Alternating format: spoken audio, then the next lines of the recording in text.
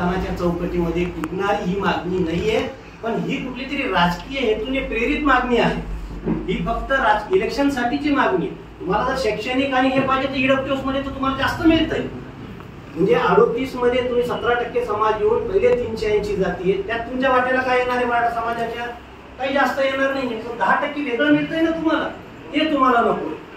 तर ही गोष्ट क्लिक आहे की हे शैक्षणिक आणि सामाजिक गोष्टीसाठी ही मागणी नाहीये, फक्त राजकीय हेतूने प्रेरित मागणी आहे। आता देवेंद्र फडणवीस म्हणतात का मराठ्याच्या ओबीसीच्या आरक्षणावर धक्का लागणार नाही, परंतु असे कुणबीचे प्रमाणपत्र वाटप केले जाते। मग ओबीसी समाजाची दिशा धक्का लागतो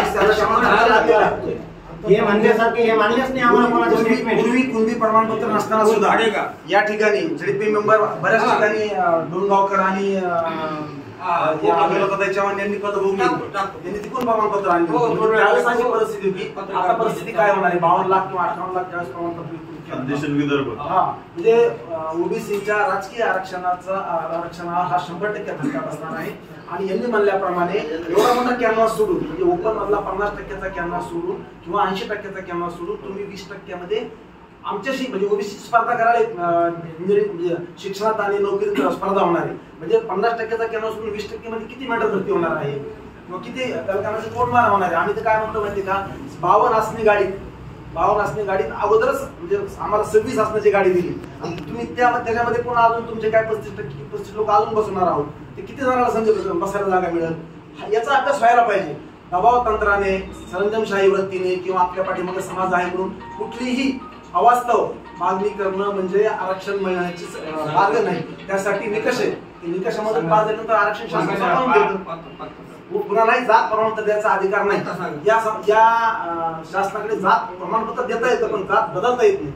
शासन जात बदलायचा कार्यक्रम करू लागले आणि जात बदलून जर आरक्षण मिळत असेल आणि सरसकट नंतरचे मुद्दे खूप गहन आहेत, सरसकट, सगळे सोयरे, सरसकट आणि बघा विषय कसा होता, मराठ्याला आरक्षण मिळायला पाहिजे तोपर्यंत ठीक होतं, पण सरसकट म्हणजे मराठ्यांचं ओबीसीकरण करायला पाहिजे हा विषय वेगळा आहे।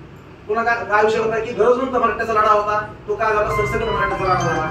हा जो परिवर्तन होत गेला सगळा लढा, हा मिळत असलेला समाजाचा पाठिंबा आणि शासनाने त्या विषयात न घेतलेली कारवाई म्हणून हे सगळं मोठं होत गेलेलं प्रकरण आहे। वास्तविक पाहता आरक्षण हे सर्वांगीण विकासाचं द्वार नाही। तसं जर असतं तर SC/ST समाजातला प्रत्येक व्यक्ती हा उन्नत आणि प्रगत झाला असता।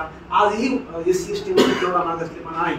याचे मार्ग वेगळे आहेत, दिशा वेगळी आहे, परंतु आरक्षणावर आणून काहीतरी समाजाला वेठीस धरून दबाव तंत्र आणून रिस्पेक्टपणा करायचं काम या ठिकाणी चालू आहे। प्रश्न हा पण आहे की सगळ्या मराठा समाजाला कुणबीमध्ये यायचंय का?